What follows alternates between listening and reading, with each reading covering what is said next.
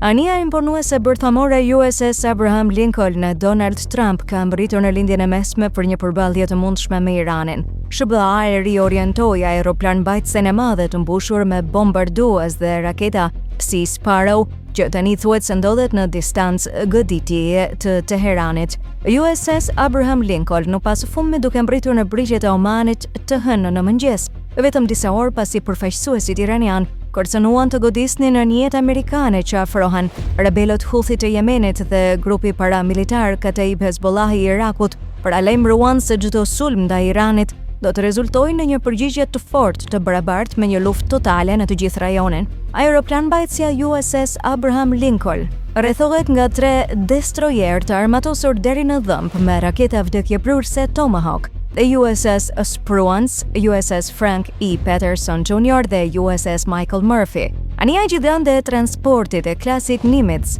njihet si një nga asetet më të mëdha të Washingtonit për shkak të aftësive të saj sulmuese që ngjallin frikë në shumicën e vendeve rivale. Me gjatësi 330 metra dhe lartësi 12 metra, anija gjigande është sa 3 fusha futbolli e madhe, e kur është ngarkuar plotësisht mund të peshojë mbi 100.000 tonë. Pavarësisht pamjes së saj të rëndë dhe të frikshme, aeroplan mbajtëset janë të shpejta, me një shpejtësi maksimale prej mbi 30 nyjesh dhe janë ndër anijet më efikase të ndërtuara ndonjëherë.